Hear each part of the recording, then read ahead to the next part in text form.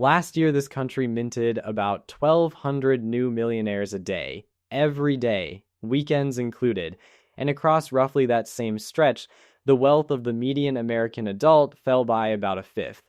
Both of those things are true. Both of them came out of the same report. So somewhere out there is a scoreboard showing the biggest numbers in recorded history, hanging over a stadium that keeps getting emptier.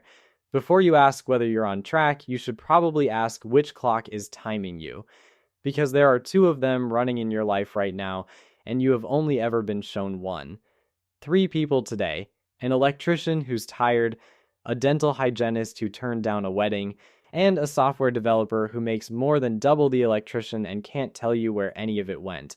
One retires with the most, one retires with the least, and the order will irritate you, because it has almost nothing to do with what any of them earned. My name is Nick, and I have spent an unreasonable share of my adult life staring at net worth percentile tables the way other people stare at fantasy football standings. If you've ever read a headline about record wealth, looked at your own account, and felt like you were reading a dispatch from a foreign country, hit subscribe and leave a like. Because today we're going to work out what on track actually means in 2026 and whether that track goes anywhere near where you've been told it goes. Let's define the term, because on track is doing a lot of quiet work in that title. On track implies a track. A track implies a distance, a destination, and a clock. Here's the part nobody explains. There are two clocks on the wall behind you, and you've only ever been handed the first one. The first clock is compounding. It runs on years, it works for you, and it's insultingly slow at the beginning and supernatural at the end. That's the one every finance channel shows you, green line up and to the right. The second clock doesn't tick. It just quietly raises the price of the thing you're saving for the entire time you're saving for it. Houses, tuition, childcare, the number you actually need to stop working. Every year you spend running at the finish line, something moves the finish line. You don't win this by running faster, you win it by making your first clock outrun your second one. Everything else here is learning to read them both. Let's start with your finish line, because I'd bet money you've got it in the wrong place. Per the Federal Reserve Survey of Consumer Finances, if your household net worth hits $1 million, you're at roughly the 82nd percentile in America. 82nd. Genuinely good. It also doesn't put you in the top 10%. That starts around 1,920,000. So congratulations, you're a millionaire, you're comfortably upper middle class, and you're one entire additional $1 million from the top 10th of the country. Enjoy the plaque. It gets stranger as you climb. Top 5% starts near 3,780,000. Top 1%, somewhere around 13.5 million. Look at that spacing. 82nd percentile to 90th is about $1 million. 95th to 99th is about 10 million. The ladder doesn't just get taller, the rungs get further apart. Until you're not climbing a ladder at all, you're standing at the bottom of a wall with a helicopter parked on top of it. Now here's the thing that warps every conversation you've ever had about this.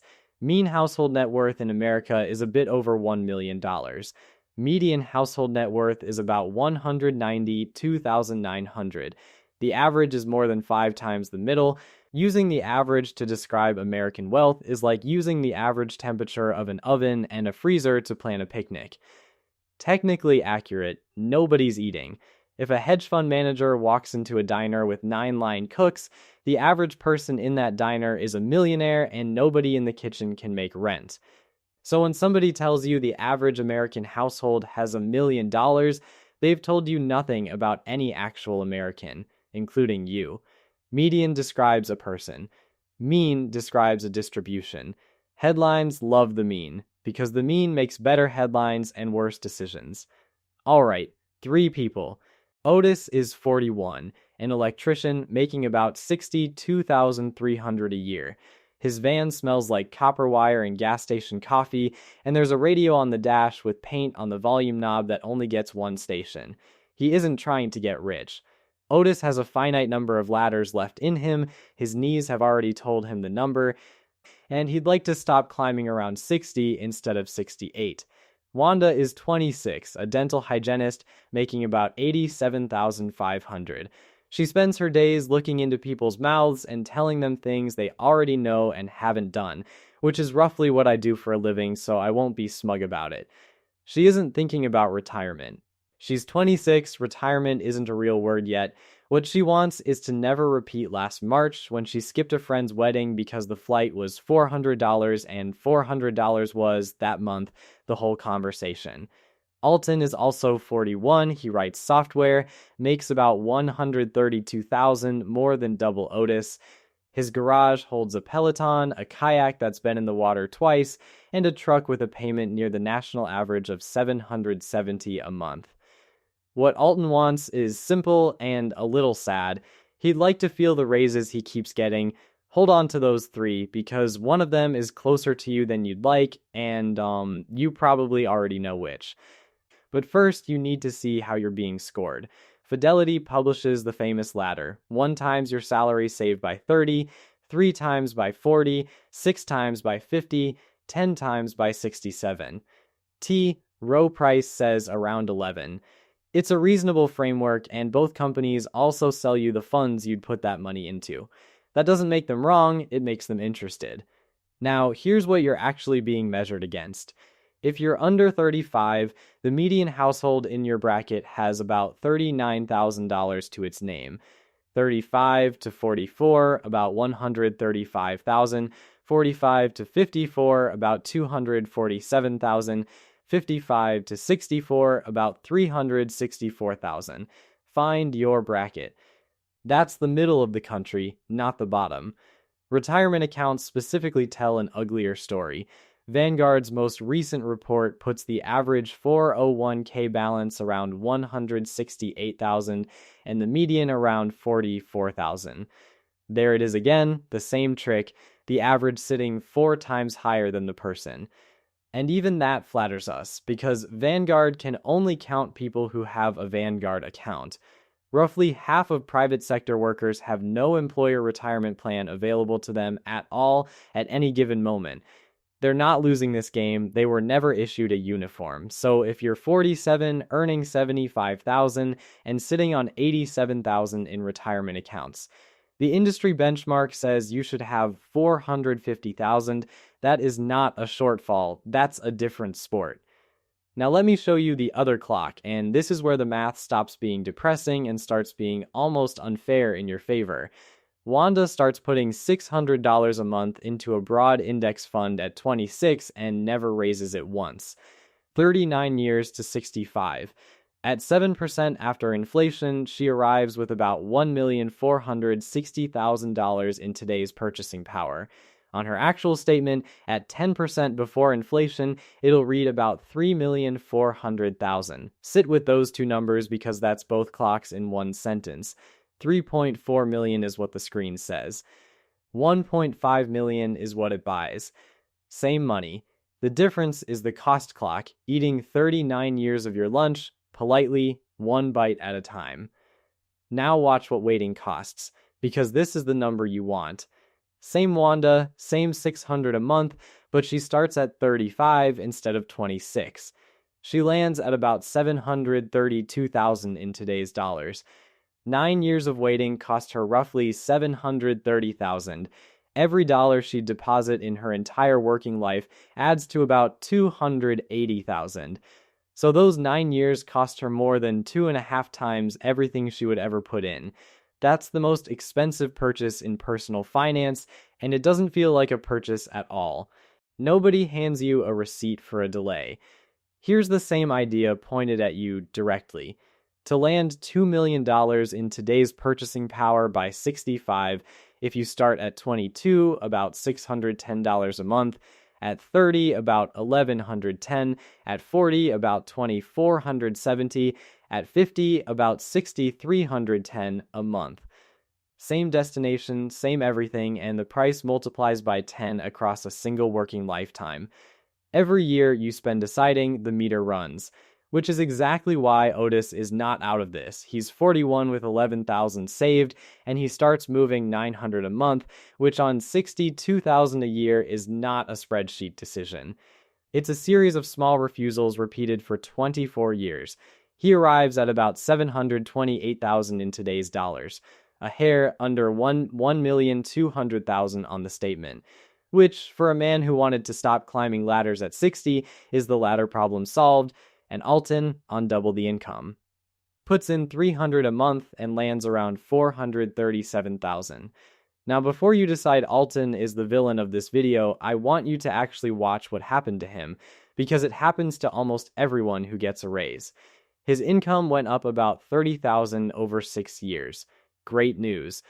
But the raise arrived the same year the second kid did. And childcare in his metro runs north of 13,000 a year per child. The bigger house carried a payment $1,100 higher. The truck replaced a car that died. Every one of those was a defensible decision made by a reasonable adult, and by the time they'd cleared, the raise had been spent before it ever hit his account. He never got to feel it. That's not a character flaw. That's arithmetic wearing a disguise. There's your payoff, and it's the reason I told you the order would irritate you. Twice the paycheck, and Alton finishes with about 60% of what the electrician finishes with. Wanda, who earns less than Alton and started with literally nothing, laps them both. Income was the worst predictor of the three. It usually is. Before we go further, I owe you the number that quietly repriced every retirement plan in America. Morningstar's most recent work puts the safe starting withdrawal rate around 3.9% over a 30-year retirement. So $2 million throws off about $78,000 a year before tax. And if that $2 million is sitting in a traditional 401k, you own maybe 75 cents of every dollar on that screen. The IRS has been a silent partner in your account for decades and has never once attended a meeting. So $2 million isn't yacht money. $2 million is a solid middle-class income with no boss attached to it, which is a wonderful thing to own. It's just not the thing the word multi-millionaire puts in your head, and you deserve to know that before you spend 30 years chasing the wrong picture. Quick and boring but necessary. I'm not a financial advisor, and none of this is financial advice. It's arithmetic, some Federal Reserve data, and a fairly strong opinion about how that arithmetic usually gets presented to you. Now, I want to be careful here, because there's a version of this video that leaves you feeling like a failure, and that version is both cruel and wrong. Here's what the data says about where millionaire wealth actually comes from. Ramsey Solutions surveyed 10,000 millionaires. 79% inherited nothing. 89% were the first generation in their family to get there. Top 5 career fields: engineer, accountant, teacher, management, attorney. Doctor didn't make the list. And roughly a third never earned $100,000 in a single year of their lives. Fair warning, that study is self-selected, self-reported, and run by a company that sells financial courses, so treat it as directional, not gospel. But it rhymes with Thomas Stanley's older research, which found most millionaires were first generation, had never paid more than about $400 for their best suit, and tended to stay in the same house for 20 years. And it rhymes hard with Ronald Read. Reed pumped gas in Brattleboro, Vermont, then swept floors at a JCPenney. He wore a flannel coat held together in places with safety pins, and he parked far from the meters to avoid the fee. When he died in 2014, at 92, his family found 95 stock certificates in a safe deposit box worth roughly $8 million. Procter & Gamble. Johnson & Johnson. Utilities, nothing exotic, nothing anyone would call a strategy. He'd bought them across 5 decades, never sold a share, and let the dividends buy more. He left $4.8 million to the local hospital. Nobody in that town had any idea. Reed never earned what Otis earns. He never earned what you earn. He just gave the first clock more time than almost anyone alive, and he never once let the second one talk him out of it. And you will never hear about the Ronald Reeds, because a man quietly not selling anything for 50 years does not trend. And if you're quietly counting on an inheritance, know the odds.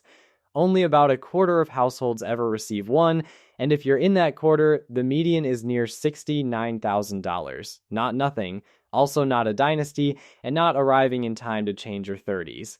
That great wealth transfer everyone writes about, the one near $124 trillion, is more than half funded by the wealthiest 2% of families. It isn't rain, it's irrigation, and the pipes were laid long before you got here. So the path is real, and it isn't gated behind a trust fund. Good, now let's talk about why the second clock got so loud, because pretending it didn't is how you end up blaming people for the weather. In the early 1980s, roughly 6 in 10 private sector workers had a pension as their only retirement plan. Today, it's about 4%. That's not a policy tweak. That's the entire market risk of your old age being moved off a corporate balance sheet onto your kitchen table on a Tuesday with no ceremony and no vote. The question are, you on track did not exist for your grandfather because somebody else was keeping track. Then the prices ran. Since 1980, home prices are up around 550%, while incomes are up around 370%. Tuition has compounded at nearly 6% a year against general inflation near 3%, and childcare averages over $13,000 a year nationally, which, if you have 2 kids, is a second rent payment that also gives you a cold in February. And here's the number that ends the argument. Real median wages are up about 29% since 1979, not per year, total across 45 years. Over that same window, stocks compounded 8 to 9% a year after inflation. Put those side by side. The assets you have to buy have been sprinting, the wages you buy them with have been walking. It shows up in who owns what. Since 1989, every wealth group below the top 1% has lost ground, and the group that lost most wasn't the bottom. It was the upper middle, the 50th through 90th percentile, down from about 36% of national wealth to 29%. Their wealth was in houses, the tops was in equities. Equities won, and underneath all of it, the Federal Reserve finds that 37% of American adults could not cover a $400 emergency with cash on hand. That's the floor of this pyramid. Compounding requires surplus. You cannot compound a shortfall, and no quantity of discipline turns a negative number into a portfolio. So if you're sitting there at 43, running these numbers, and feeling like you missed a train nobody told you about, hear me clearly. You didn't fail the test. The test got redesigned in the middle of your career, and nobody sent the memo. Otis isn't behind because Otis is lazy. Otis is behind because the entire architecture of American retirement changed under his feet while he was up a ladder wiring somebody's kitchen. If that lands for you and you'd rather do this thinking alongside people running the same math on their own lives, that's basically why we built a school community. It's a room full of people arguing about spreadsheets instead of arguing in comment sections. Links below, come say hello. Now let me argue against myself, because you should hear the strongest version of both sides. The optimistic case is genuinely strong, and not enough people say so. The average fund fee has fallen from about 87 basis points in 2004 to around 34 today, which is one of the largest transfers of wealth to ordinary people in financial history, and it happened with no press conference. 61% of plans now enroll you automatically, up from about 10% in 2006. And you can buy the entire world stock market from your phone in a fraction of a share for free in about 11 seconds. Reed needed a broker, a telephone, and 95 pieces of paper in a bank vault. You have better tools than a man who died with $8 million. Congratulations, now what? The pessimistic case is also strong. The Shiller price-to-earnings ratio is north of 40, the second highest reading in about 140 years, behind only 1999. Vanguard is forecasting 4 to 5% nominal for U.S. stocks over the next decade. Research Affiliates is forecasting under 1% real for large caps. Those are forecasts, not facts, and forecasts have been wrong in both directions. But the honest version of 7% is that it's a historical average, not a promise you were made. And then there's the gap that belongs entirely to you. Morningstar finds investors earn roughly 1.2 percentage points a year less than the funds they own, purely from when they buy and when they panic. Other researchers argue the real cost is smaller. Either way, the direction is the same. The fund did fine. The human operating it had feelings. So, are you on track? Here's the honest answer, and it isn't a number. Three things determine this, and your salary is not among them. What percentage of your income goes in, how many years it gets to compound, and how much you leak along the way in fees, taxes, and panic, rate, time, and friction. That's the entire machine. Everything else is decoration. Notice what's missing: your job title, your age against somebody's chart, whether you started at 22 or 41. Wanda didn't win because she was clever, she won because she was early. Otis started at 41 and he's still going to be fine, not because he found a trick, but because he changed the one variable he actually controlled and then refused to touch it for 24 years. So here's what I'd leave you with. Multi-millionaire sounds like a destination. It isn't. It's a byproduct. Nobody who got there was chasing the word. They were buying one specific thing, and the thing was the ability to say no. No to the shift, no to the boss. No to the client who calls at 9 at night. 78,000 a year of not being asked. That scoreboard from the start, the one lighting up 1,200 times a day, was never measuring you. Yours reads differently. Yours reads, how many months could you stop right now, today, before something breaks? For most people, that number is under 1. Getting it to 3 will change your life more than getting it to 2 million ever will, and unlike 2 million, you can start on it this month. So don't ask whether you're a millionaire yet. Ask which clock is winning. And then go make it the other one.